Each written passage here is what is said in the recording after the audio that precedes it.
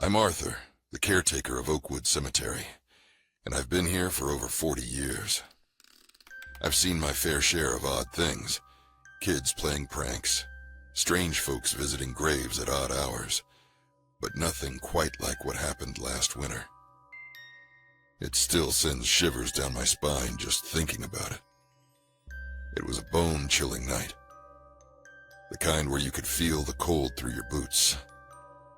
I was in my small caretaker's shack, nursing a cup of coffee, when I heard it. A low moaning sound from the far end of the cemetery. At first, I thought it was the wind, but it grew louder, almost like someone was calling out. I grabbed my flashlight and headed outside, figuring someone might have gotten locked in after hours. The moon was hidden behind thick clouds, and the wind whipped chops through the branches, making them creak and groan. I walked through the rows of gravestones, the light from my flashlight bouncing off the marble and granite, casting eerie shadows. The moaning grew louder as I approached the older section of the cemetery, where the graves dated back to the 1800s. I found myself near the tomb of the old Everwood family. Their plot was massive, with a large stone mausoleum at the center. The moaning was coming from inside. I tried the door, but it was locked, rusted shut in fact.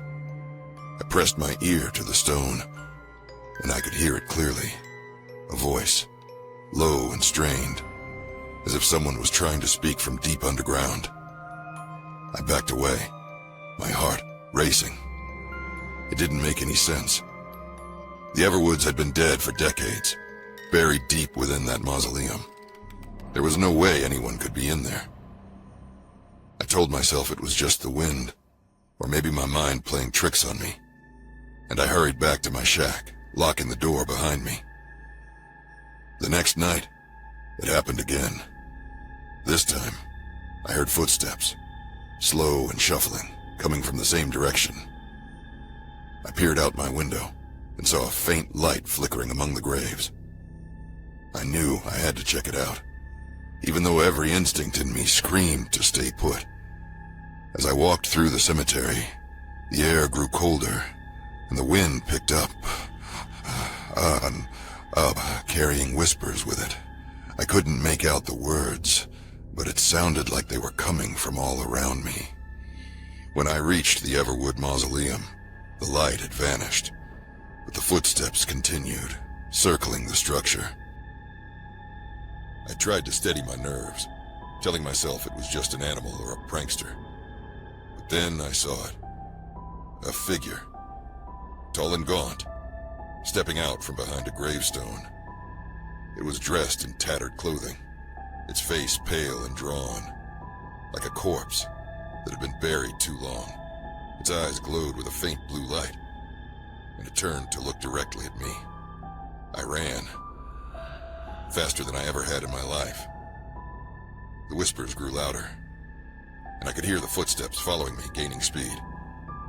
I made it back to my shack, slammed the door, and didn't come out until morning. I told the police, but they found nothing. No signs of anyone or any thieved thing near the Everwood mausoleum. They chalked it up to my imagination. Maybe the cold getting to me. But I know what I saw, what I heard. I still hear those whispers on quiet nights, echoing through the cemetery. And I know there's something in those woods. Something that doesn't belong. I keep my doors locked now, and I never go near that mausoleum after dark. Not anymore. The cemetery is my home. I've been here longer than I can remember, and most days, the dead don't bother me. They stay in their graves, and I stay in my shack. It's a simple arrangement, but there are nights when things aren't so peaceful. Nights when the dead don't stay where they belong. Nights like the one I'm about to tell you about. It was the kind of night where the wind howls and the trees bend like they're trying to escape the ground. I was in my shack, trying to keep warm by the stove, when I heard something outside. It It wasn't the usual creaking of branches or the rustling of leaves. This was a scraping sound, like metal dragging across stone. I grabbed my flashlight and stepped outside, figuring it was some kid trying to mess with the tombstones. But the wind was so strong, it blew out my flashlight. I was in total darkness, and the scraping sound was getting louder, closer. I stumbled my way like through the cemetery, following the noise. The wind was whipping around me, making it hard to hear anything else. But then I saw it, a shadowy figure near the mausoleum. It was tall and thin, with arms that seemed too long for its body. It was dragging something behind it, something heavy and metallic. I yelled out, asking who was there, but the figure didn't respond. It just kept dragging that heavy thing across the ground, heading toward the mausoleum. I tried to follow, but my foot caught on a root, and I went down hard. By the time I got back up, the figure was gone, and the cemetery was silent. The next day, I went to check the mausoleum. The doors were wide open, and the inside was a mess. Dust and debris everywhere, and the heavy iron gate that used to lock the place was broken into pieces. It looked like someone had smashed it with a sledgehammer, but there was no sign of the shadowy figure or whatever it was dragging. I figured it was just vandals, though I couldn't understand why they'd go to all that trouble. But then I noticed something else. The graves around the mausoleum. Some of them were disturbed. The earth was uneven, like something had been digging from below. I didn't want to think about what that meant, so I did what I always do. I cleaned up the mess, closed the mausoleum doors, and told myself it was just my imagination. But that night, it happened again. The scraping sound. This time, it was louder, closer to my shack. I opened the door, and there it was. The same shadowy figure, dragging that heavy object. It stopped when it saw me, just standing there, its long arms hanging down. I called out, but it didn't move. It just stared at me with those empty eyes. I backed into my shack and locked the door, praying it would go away. But the scraping continued, getting louder and louder. It felt like it was right outside my door. I was too scared to open it, so I just sat there, listening to that godforsaken sound, wondering if I'd be next. When the morning came, the sound was gone. I opened the door, and the cemetery was quiet again. But there was something new. A fresh grave, dug right outside my shack.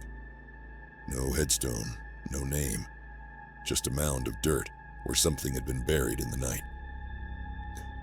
I don't know what's going on in this cemetery, but I know it's not just vandals. There's something else, something that doesn't stay in its grave. And I'm starting to think that maybe, just maybe, my time as caretaker is coming to an end. Because when the dead start moving, there's no telling who they'll take with them. And I don't plan on sticking around to find out. Thanks for watching this episode from Sinister Stories. We hope you enjoyed the chills and thrills as much as we did sharing them with you. If you're ready for more spine-tingling tales and haunting mysteries, make sure to hit that subscribe button and turn on notifications so you don't miss a single creepy moment. And don't forget to leave a comment telling us what story you'd like to hear next. We can't wait to dive into the darkness with you again. Until next time, stay curious and stay brave, because you never know what might be lurking in the shadows. See you soon.